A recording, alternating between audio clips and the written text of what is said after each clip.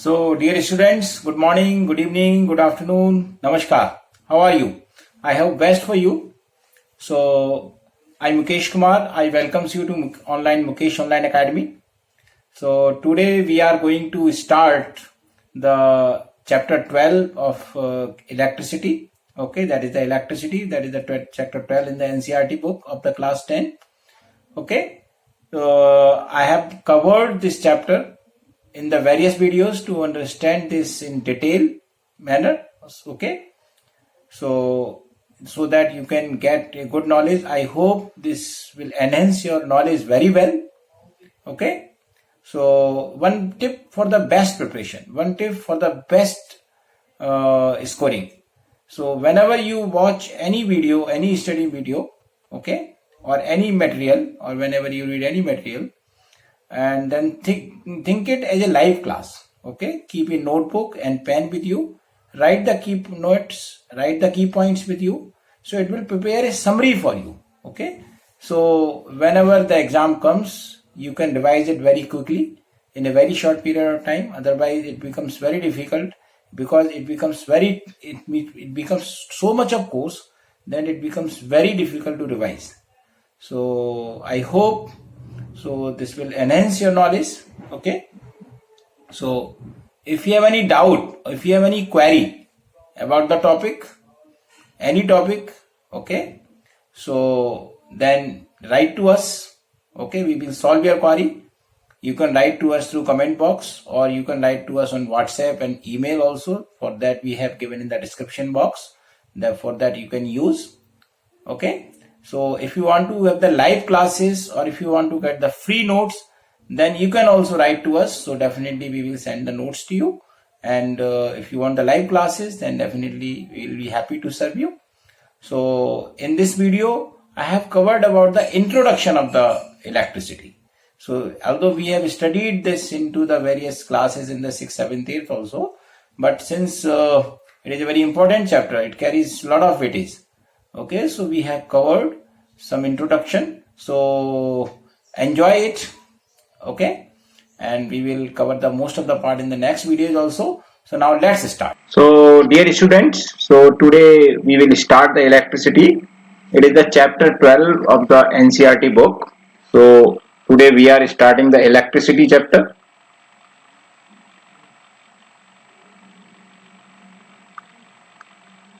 Okay, this is the chapter 12 of NCERT book. So we are doing the part 1. So in this part we will discuss about the introduction of the chapter. Actually this introduction you have studied previously also. So like in the 6th, 7th, 8th you might have studied. So we are just doing the recap and some more in this introduction, because we may get some questions from this recap. So let's start first the introduction. Okay, so see, whenever the electricity comes, so the concept of the electric charge also comes into the picture. So whenever there is a flow of electric charge, so definitely electricity is there. So before studying the electricity, what we will study is the electric charge. Okay, so what is basically the electric charge? See, whenever we rub two different objects, so both the objects get charged. Okay, when both get the opposite charge, if one is get the positive charge and other get the negative charge. So how does the electric charge develops? So when we rub what? Dry hair and comb, okay, or glass rod and silk cloth, okay, or what we do, we rub ebonite rod with woolen cloth. Okay, so whenever we rub, even we play a game in our childhood that we rub the scales with our hairs, and then we try to pull some straw that is made from the paper, fine paper. So you can see that those papers are attracted towards that scale. So that is also the basically both are getting charged. Okay. So what happens when we rub them? They get the ability to attract small pieces of paper. Okay, or straw. So why are they getting? Because they acquire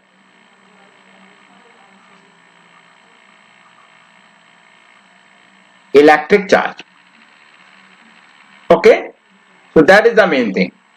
So how are they getting electric charge? What are the different kind of charges? There are two different type of charges. One is the positive charge and other is the negative charge. Okay, see, positive charge means, see, we can look here. See, if we are rubbing glass rod with the silk cloth, so silk cloth is acquiring a negative charge and glass rod acquires a positive charge. Okay, so in the same way, the ebonite rod get the negative charge and woolen cloth get the positive charge. Okay, so whenever we are rubbing the two objects, one gets the positive charge, other gets the negative charge. So what is the concept? That unlike charges attract each other. Okay, that means when we bring both positive and negative charge together, they will attract towards themselves. Okay, and what is the next thing? The like charges repel each other. Okay, so suppose if the positive comes together, then they will repel. Suppose this is the positive and this is the negative, then they will be attracted towards the each other. If both are positive, then they will be repelled from each other. Clear? So I hope it is clear. Now, what is the reason? Basically, what is the concept of the charged body? Concept of the charged body. See, every surface has got some electrons. Okay, suppose this is the surface, this has got some electrons. Okay, so when we are rubbing this surface with another surface, so what is happening? There may be some movement of the electrons from one surface up to the each other. So what is happening when two objects are rubbed with each other? Okay, so what happens basically? So the free electrons on the surface, actually what happens, the free electrons which are on the surface, they get transferred from one object to the other objects. Okay, so the free electrons get transferred from one object to other. Okay, so that means the object which loses the electron,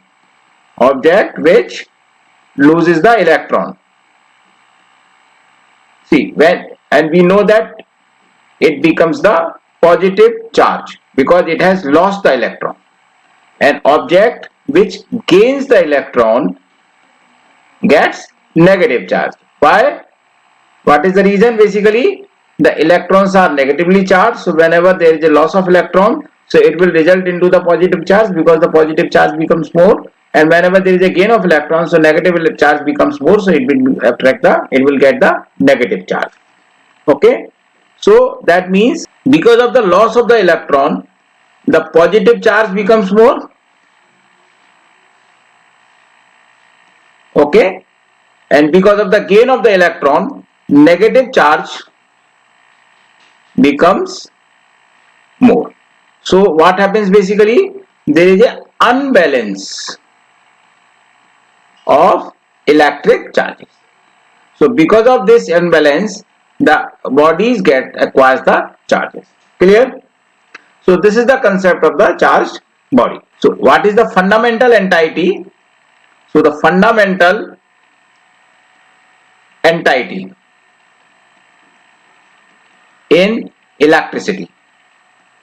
So basically the whole electricity is based on one fundamental entity, that is called the electric charge.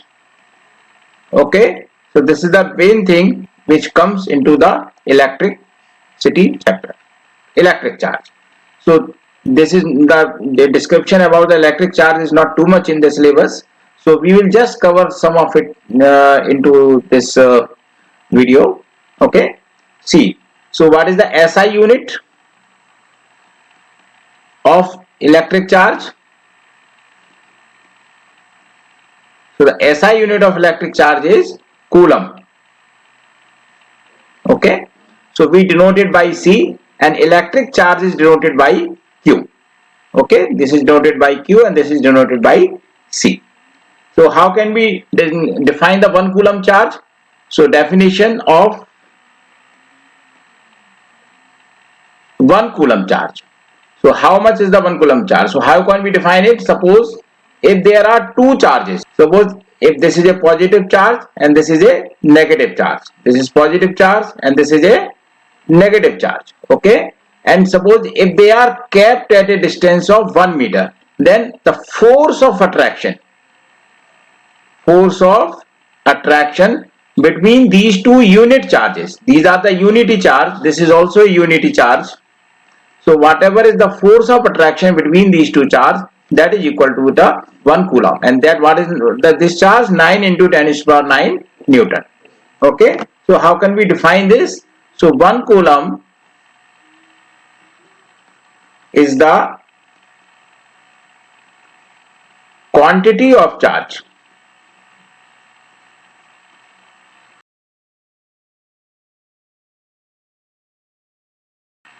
which exerts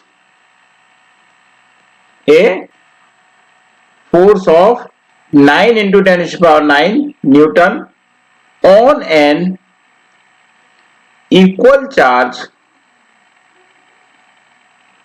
placed at a distance of 1 meter from it. Okay, this is same as we have studied in the gravitation law also. Okay, so now we will have one formula, that Q equals to NE. So this formula will be used here. So what is the meaning of this Q? This Q means the electric charge, amount of electric charge measured in the coulombs. And what is the N here? The number of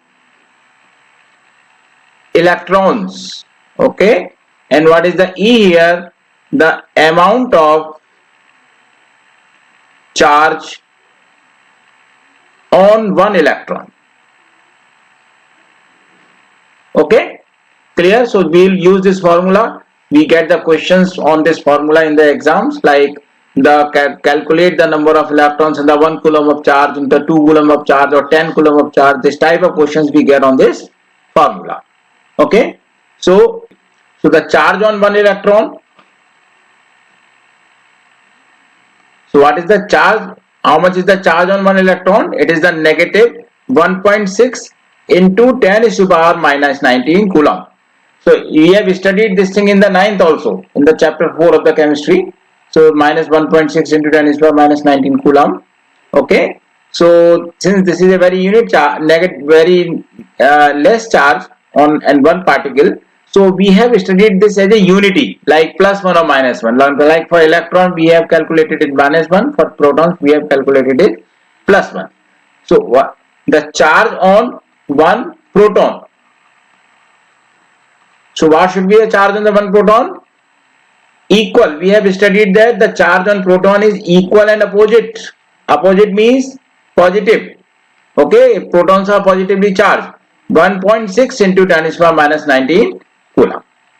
Okay, now we will calculate we will do one question, that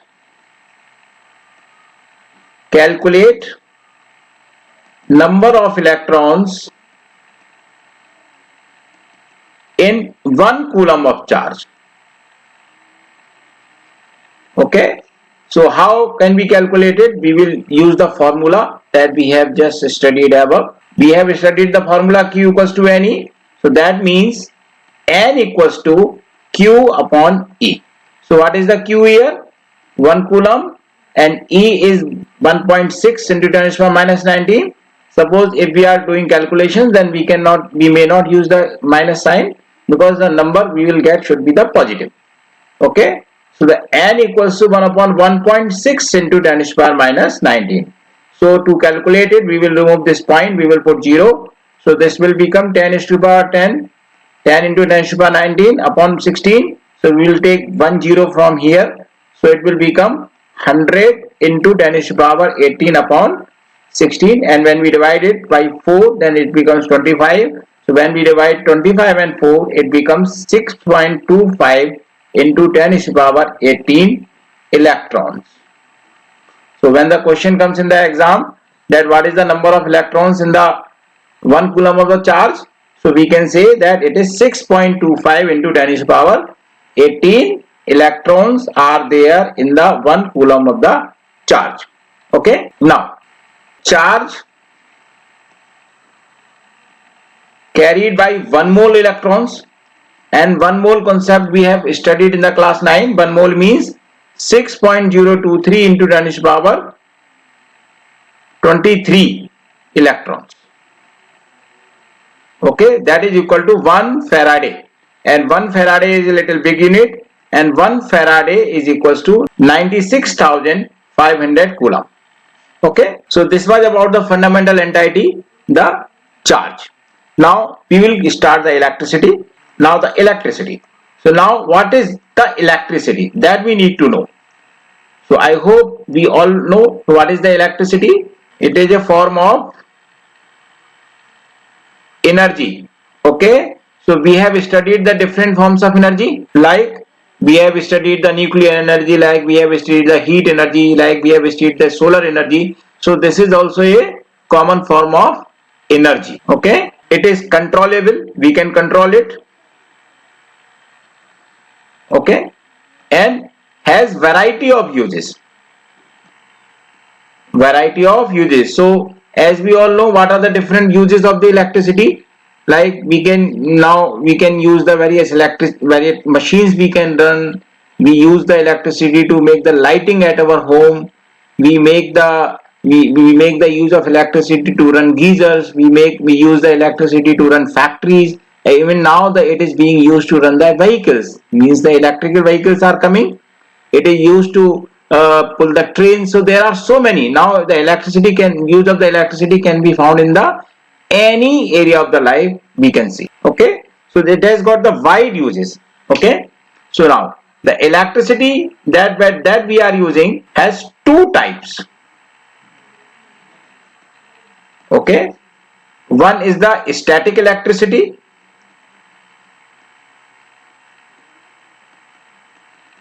and B is the current electricity,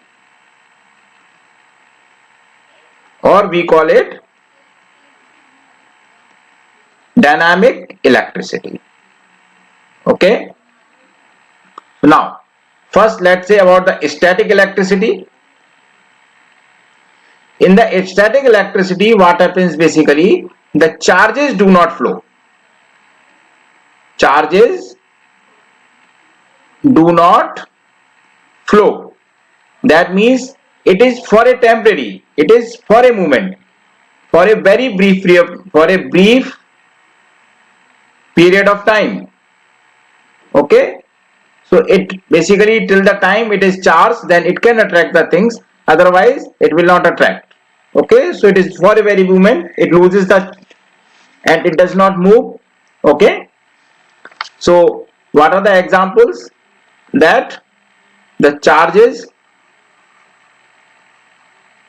acquired by rubbing two different substances, two different objects, like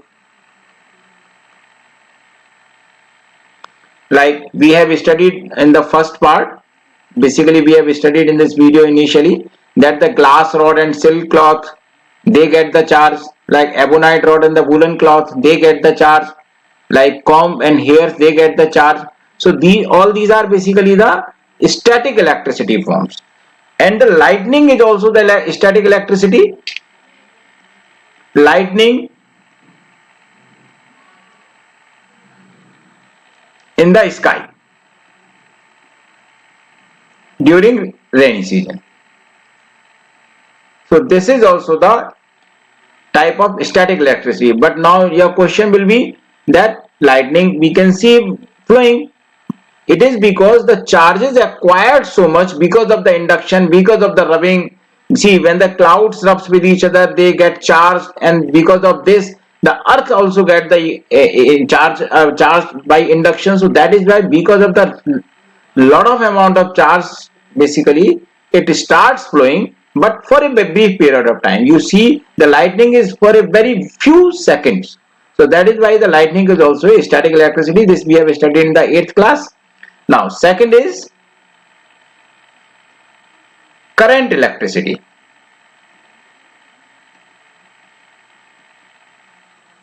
So what is the current electricity? Here the charges move from one point to another point. Here, or you can say, the flow of charge. Flow of charge, whether it is a positive charge or negative charge, whether these are ions, basically the flow of electrons in the conductors, or in the solutions it can be the flow of charge. So what is the example of it? The electricity we use in our home, okay, and by using battery, that the electricity that we get by using battery, okay, so that is also the example of current electricity. Okay, conductors and insulators. So what is the meaning of a conductor? So any substance through which the electricity can be passed, that is called the conductor. Okay, so any substance which allow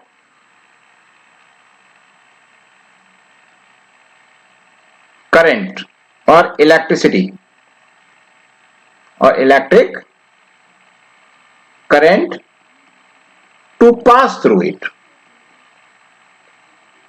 So what we call it? The conductor. We call them conductors. Okay. So what are the different examples? See, all metals are the good conductors. All metals.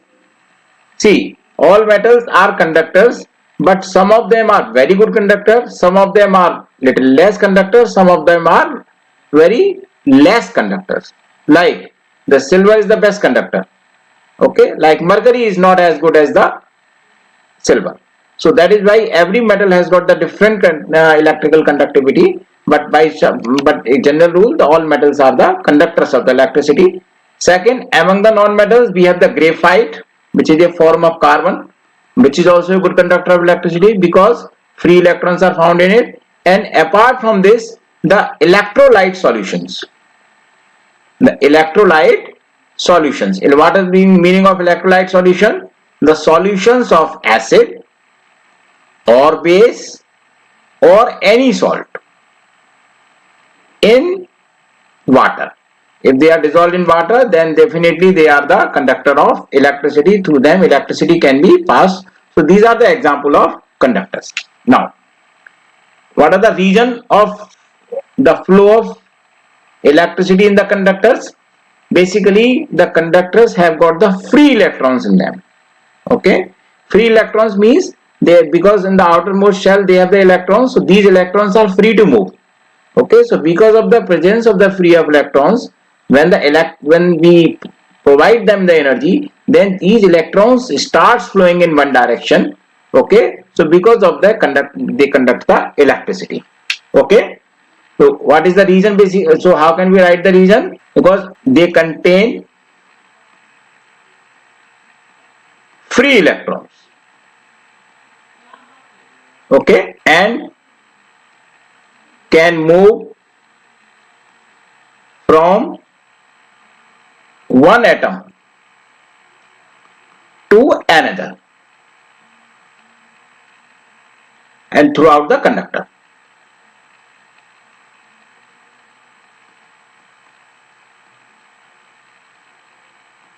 Okay, so presence of these electrons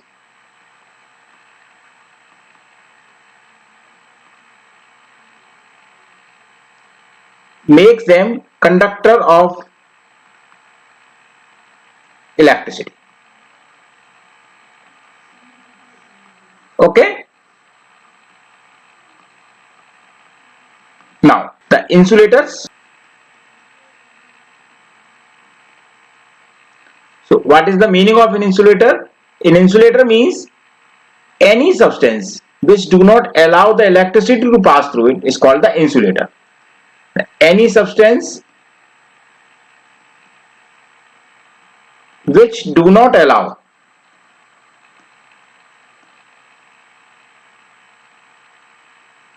electricity to pass through it. So what we call it? The insulator we call that. Clear? So what are the examples of it? There are so many examples. Plastics, okay, like bakelite. You know what is the use of bakelite? The switches, basically. The switches that we use in our homes for electricity are made of bakelite. So that is why we do not get the shock whenever we switch on or switch off. So that is why we use them, because it is an insulator of electricity. Okay, dry wood, that is also a good insulator. Okay, dry air is very good insulator. Okay, cotton is a very good insulator. Mica is a very good insulator. Porcelain is also a good insulator. Okay, rubber. So that is why we can see that whenever the electrician work, they put the rubber gloves in their hands so that they do not get the shock. In the same time, they wear the rubber sandals also, and so that they do not get the shock. Glass is also a very good insulator. Ebonite is a very good insulator, and there are so many things that are very good insulators. So this is the reason. See, we have the plastic insulation, PVC insulation over the wires. So because they are insulators, whenever we touch them, we do not get the shock if the electricity is flowing through them. Okay. Now comes the reason. What is the reason of non-conduction of electricity? We can take just opposite of that they do not have the free electrons. Okay, so the absence of free electrons. So okay, so the electrons present in the insulators, basically what happens, the electrons which are present in the insulators in the outermost shell, they have the strong force of attraction between the nucleus and the outermost shell. So because of that, they cannot move it freely. Okay, so this is because they do not have the free electrons which can move the electricity through them. So that is why these are the insulators. Okay, so reason kya hai? What is the reason? That the electrons in outermost shell are strongly held by nucleus, means have great force of attraction